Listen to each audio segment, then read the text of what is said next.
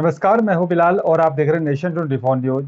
चलिए सबसे पहले बात करेंगे उत्तराखंड की। आपको तो देखिए, आप उत्तराखंड के कैबिनेट मंत्री प्रेमचंद अग्रवाल पहुंचे हरिद्वार और उनके साथ ही हरिद्वार सांसद डॉक्टर रमेश पोखरियाल निशंक भी उनके साथ मौजूद रही। आपको बता दें कि उत्तराखंड के कैबिनेट मंत्री प्रेमचंद अग्रवाल ने निर्मल अखाड़े की तरफ से बनाए गए निर्मल चिकित्सालय का लोकार्पण किया।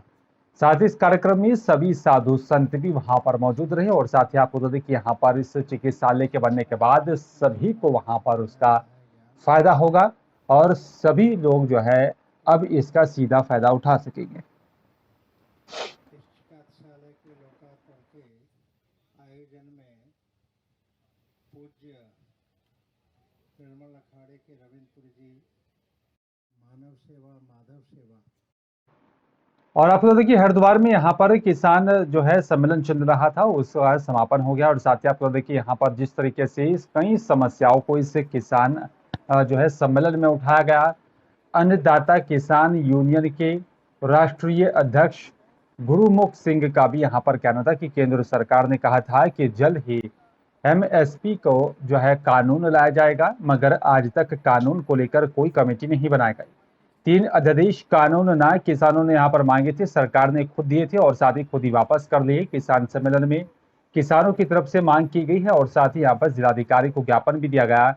हरिद्वार में चलने वाली यहाँ पर पैसेंजर ट्रेनों को उसको अभी चलाया जाए, जिससे कि हरिद्वार में यात्री आ सकें और इन ट्रेनों में महिला और बुजुर्गों के लिए अलग से व्यवस्था की जानी चाहिए। किसानों की जो भी यहाँ पर बिजली के बिल उसको भी माफ किया जाए। साथ ही हमारे सम्मेलन के माध्यम से सरकार से उन्होंने यहाँ पर ये मांग की है। एमएसपी की गारंटी है, स्वामीनाथन का रिपोर्ट की बात है। अब महंगाई को लेकर के किसान इतना दब चुका है।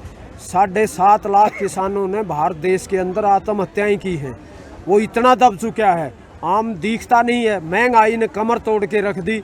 उसके पास कोई साधन नहीं है किसान के पास, सिवाय अन्न के, और अन्न की खराब माटी हो रही है। क्यों एमएसपी नहीं दे रहे? अब औने पौने दाम के ऊपर जो है ना उसको खरीदा जाता है। अब छोटा किसान है, वो क्या कर लेगा? कुछ भी नहीं कर लेगा। उसको खाद नहीं मिलता, उसको दवाइयाँ नहीं मिलती, उसको टाइम के ऊपर कोई चीज़ नहीं मिलती। महंगाई इतनी हो गई कि वो पिसता गया। और चलिए बात रुद्रपुर की करेंगे। आपको देखिए, यहाँ पर रुद्रपुर में एसओजी और साथ ही पुलिस की यहाँ पर संयुक्त टीम ने अंतर्राज्यीय ई रिक्शा चोर गैंग का भंडाफोड़ किया है। पुलिस ने गैंग के एक सदस्य को गिरफ्तार किया। पुलिस ने आरोपी के यहाँ पर निशानदेही पर चोरी किए गए 6 ई रिक्शा बरामद कर लिए हैं। और आपको यहाँ पर गैंग का सरगना बरेली जिले का हिस्ट्री शूटर बताया जा रहा है और पुलिस चोरियों में यहाँ पर लिप्त तनवीर सहित 4 आरोपियों की गिरफ्तारी में जुटी है। एसएसपी ने बताया कि यहाँ पर गैंग के सदस्य रुद्रपुर सहित अन्य जगहों से यहाँ पर ई रिक्शा चोरी करते थे और साथ ही रात के अंधेरे में बाइक से रस्सी के सहारे खींचकर रामपुर तक ले जाते थे, जिसके बाद ई रिक्शा के पार्ट्स निकालकर उनको बेच दिया करते थे। ये लोग काफी समय से ई रिक्शा चोरी कर रहे थे। बॉर्डर मीटिंग और ये जो कोऑपरेशन रहता है, इसी का है ये नतीजा है, क्योंकि हमारे बीच में सूचनाओं का आदान प्रदान अच्छा है। तो हमारे यहाँ पे क्रिमिनल्स जो वहाँ एक्टिव है और वहाँ का क्रिमिनल्स जो यहाँ एक्टिव है, हम बहुत तालमेल के साथ काम करते हैं यूपी के साथ। तो इसीलिए है कि हमें कोई कोऑपरेशन में कमी नहीं हो रही है। आज एक इतना बड़ा गैंग का पर्दाफाश हुआ है और उसमें भी 4 और लोगों का नाम प्रकाश में आया है। उसको यूपी के अवगत कराया जाएगा, सीमावर्ती जनपदों को, और उनकी गिरफ्तारी भी किया जाएगा। आगे हम भी और अग्रिम कार्रवाई जो है, गैंगस्टर और गुंडा वो सब कार्रवाई करेंगे। और आपको बता दें कि उत्तराखंड में एक बार फिर से हादसा होने के बाद लोगों के सामने एक दुखद भरी खबर निकलकर सामने आई है। नैनीताल में ये दर्दनाक हादसा हुआ है, 5 लोगों की मौत हो गई है। आपको बता दें कि औखल कांडा के अघोड़ गांव के पास ये दर्दनाक सड़क हादसा हुआ। बताया जा रहा है कि खाई में जीप गिरने से यह हादसा हुआ था, जिसमें 5 यात्रियों की मौत हो गई है। एक घायल बताया जा रहा है। हल्द्वानी से रीठा की तरफ जा रही थी ये जीप और साथ ही उत्तराखंड में ये बड़ा हादसा माना जा रहा है। इस सड़क हादसे की यहाँ पर एक और बुरी खबर ये नैनीताल जिले से सामने आई है। यहाँ पर नैनीताल जिले के सुदूरवर्ती क्षेत्र औखल कांडा अघोड़ गांव के पास ये जीप दुर्घटनाग्रस्त हो गई थी। बताया जा रहा है कि दर्दनाक हादसे में यहाँ पर 5 लोगों की मौत हो गई है।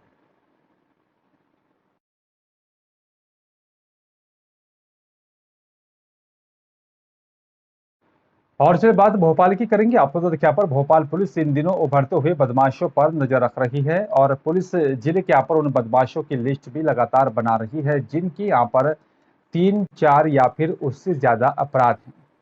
पुलिस की माने तो यहाँ पर इसमें ज्यादातर अपराधी नाबालिग लिस्ट में शामिल आते हैं।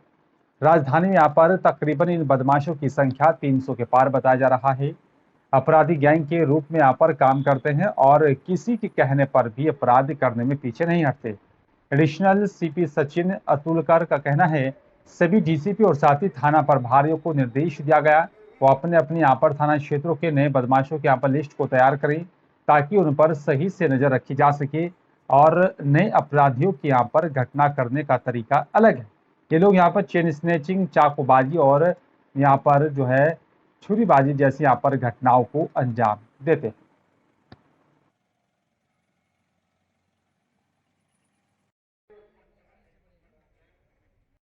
मध्य प्रदेश की राजधानी भोपाल में नाबालिग बच्चियों के साथ छेड़छाड़, अपहरण और साथ ही दुष्कर्म की घटनाएं लगातार जो है बढ़ती जा रही हैं। और ताजा मामला भोपाल के बैरसिया थाना क्षेत्र का है जहां पर एक 12 साल की मासूम को बोरे में बंद करके 2 आरोपी अपहरण करके ले गए।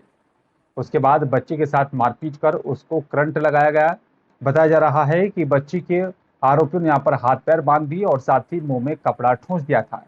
बच्ची की चीख पुकार सुनकर आसपास के लोगों ने पुलिस को सूचना दी। मौके पर पहुंची पुलिस ने बच्ची को तुरंत अस्पताल में पहुंचाया। आरोपी मौके से फरार हो गए थे और बाद में पुलिस ने आरोपियों को भी गिरफ्तार कर लिया है। पुलिस के मुताबिक एक आरोपी योगा टीचर बताया जा रहा है और दूसरा प्राइवेट नौकरी करता है। आरोपियों के नाम नर्मदा जाट और साथ ही राजकुमार जाट बताया जा रहा है।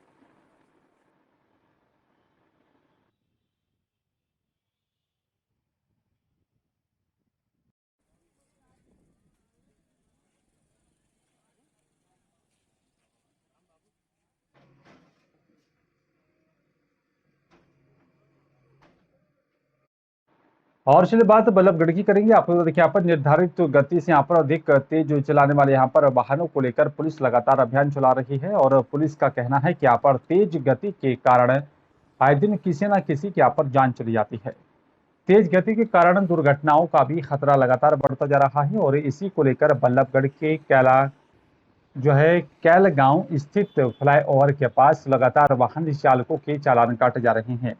ओवर स्पीड के चालान कट रहे यहाँ पर रोशन लाल ने बताया, उनको यहाँ पर अधिकारियों से आदेश मिला है कि यहाँ पर लगातार दुर्घटनाएं बढ़ रही हैं और इसी को लेकर निर्धारित गति से ज्यादा तेज चलाने वाले वाहनों के खिलाफ कार्रवाई की जा रही है।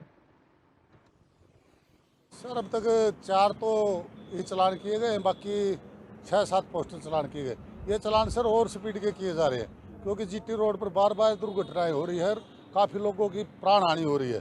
तो उस प्राण हानि को रोकने के लिए जब गाड़ी कम स्पीड में चलेगी तो कंट्रोल भी हो जाएगी, इसलिए और स्पीड के चलान किए जा रहे हैं। और हरियाणा के विद्युत प्रसारण निगम के यहाँ पर XEN कार्यालय सेक्टर 23 स्थित यहाँ पर सब डिवीजन यूनिट का भी चुनाव HVPN के सर्कल सचिव राजेश तेजपाल के अध्यक्षता में सर्वसम्मति और साथ ही शांतिपूर्ण तरीके से संपन्न हुआ। कर्मचारी चुनाव के इस मौके पर दक्षिण हरियाणा बिजली वितरण निगम के सर्कल सचिव संतराम लांबा, NIT के प्रधान विनोद शर्मा, ओल्ड फरीदाबाद की प्रधान लेखराज चौधरी सहित यहाँ पर भारी संख्या में बिजली कर्मचारी भी मौजूद रहे। कर्मचारियों की तरफ से यहाँ पर चुने गए पदाधिकारियों में असगर अली को भी प्रधान, विपिन सिंह को यहाँ पर उप प्रधान और हामिद खान जेई को यहाँ पर सचिव, संजय वर्मा को महासचिव, राजेंद्र सिंह को कैशियर, साजिद खान जेई को यहाँ पर संगठनकर्ता के पद पर सभी कर्मचारियों की सर्वसम्मति से चुन लिया गया। क्या नाम है आपका? विनोद शर्मा, यूनिट प्रधान NIT HSC वर्कर यूनियन। क्या कार्यक्रम था आज ये? आज जो प्रदेश में राज्य कमेटी के आह्वान पर प्रदेश में त्रिवार्षिक चुनाव चल रहे हैं, उसी प्रक्रिया के तहत आज अपने TNDS में सब यूनिट का चुनाव है। उस चुनाव की प्रक्रिया में सारे कर्मचारी यहाँ इकट्ठा हुए हैं। चुनाव शांतिपूर्ण करा लिया गया है और चुनाव में जो पदाधिकारी चुने गए हैं मैं उनके नाम आपको बता देता हूँ। प्रधान पद पर असगर खान जी हैं LDC, सचिव पर हामिद खान जी जेई, उप प्रधान पर विपिन सिंह LDC। और गर्मी की मार से बल्लभगढ़ शहर के व्यापारी भी अब लगातार जो है परेशान नजर आ रहे हैं। जिन बाजारों में कभी पैदल निकलना भी मुश्किल होता था, आज उन बाजारों में इस भीषण गर्मी के चलते पूरी तरह से जो है सुनसान पसरा हुआ है। आपको बता दें कि ग्राहक ना होने से व्यापारी भी खासे परेशान हैं। बाजारों में ग्राहक की चहलकदमी पूरी तरह से बंद होने के कारण उनके कारोबार पर 90% गिरावट आ गई है। गर्मी ने यहाँ पर दुकानदारों को एक बार फिर से लॉकडाउन के दिनों की याद दिला दी। बीते कई दिनों से यहाँ पर दुकानदारों की कारोबार पूरी तरह से ठप हो चुके हैं। भीषण गर्मी के दौरान ज्यादातर ग्राहक घरों में ही रहते हैं और जब तक गर्मी इसी प्रकार जारी रहेगी, ग्राहक मार्केट में नहीं पहुंचते। में तो बहुत ज़्यादा 44 डिग्री टेम्परेचर चल रहा है और इतना लू है, इतनी गर्मी है, इसमें कस्टमर बाहर ही नहीं निकल रहा। जो भी है कस्टमर शाम को या सुबह सुबह थोड़ा बहुत जो निकलता है। गर्मी में काम धंधा बिल्कुल भी नहीं है। वैसे ही कुछ कोरोना की वजह से काम नहीं है, कुछ ये गर्मी ने बेहाल कर दिया है। मेरा नाम विजय आ रही है। प्रभाव क्या जी, गर्मी की वजह से कस्टमर बिल्कुल नहीं आ रहा मार्केटों में। लू के चपेड़े पड़े हुए हैं बिल्कुल एकदम, हर तरफ त्राही मची हुई है बिल्कुल। सुबह शाम थोड़ा सा कस्टमर आता है, बाकी दिन में तो बिल्कुल भी कस्टमर एकदम कर्फ्यू लगा हुआ है मार्केट में। गर्मी इतनी बढ़ रही है, पहली बात तो ना तो ग्राहक है और उसके अलावा दुकानदार खुद परेशान हो रहा है। दुकानदार बैठ के उल्टा बीमार और हो रहा है। उनके के नीचे बैठ जाए तो परेशानी, कूलर के नीचे बैठ जाए तो भी परेशानी। उसने बाहर भी निकलना है, अंदर भी आना है, बाहर भी खड़ा होना है, ग्राहक को भी देखना है, ग्राहक है भी नहीं। अब जैसे शादी का सीज़न चल रहा है तो दुकानदारी हो पा रही या नहीं हो पा रही? शादी का सीज़न है, इस सीज़न में तो ग्राहक का नाम निशान भी नहीं है जी। तो शादी का सीज़न होता तो ग्राहक आने चाहिए थे, उल्टा ग्राहक तो है ही नहीं बिल्कुल भी। कम आना जाना हो रहा है इस टाइम। शादियों का सीज़न भी है, फिर भी मतलब कस्टमर नहीं है बाज़ार में। इस हिसाब से मतलब कस्टमर निकलता है, उस हिसाब से बिल्कुल भी काम नहीं है। कैसा काम निकल पा रहा है? शाम को तो काम होता होगा? काम नहीं है, शाम को भी ग्राहक नहीं निकलता। शाम को भी तो ज़्यादा 5-7% निकल गया नहीं तो। जिस उम्र में बच्चे शरारतें करते हैं, स्कूल जाने में आनाकानी करते हैं, उसी उम्र में यहाँ पर बच्चों को यहाँ पर गुड़ और साथ ही बैड टच तक के बारे में जानकारी नहीं होती। उससे छोटी सी उम्र में यहाँ पर फैजाबाद की सेक्टर 9 की रहने वाली 11 साल के एक बच्ची ने बुक राइटिंग में एक नहीं बल्कि 5 वर्ल्ड रिकॉर्ड अपने नाम हासिल किए हैं। और वो अभी मात्र जो है बता दें कि यहाँ पर जो है आपको बता दें कि 11 साल की वानी रावत ने, जिन्होंने यहाँ पर अपने नाम 5 वर्ल्ड रिकॉर्ड बनाए हैं। और साथ ही आपको बता दें कि यहाँ पर टीवी स्क्रीन पर दिखाई दे रही यहाँ पर इस मासूम से चेहरे वाली दिखने वाली 11 साल की वानी रावत हैं।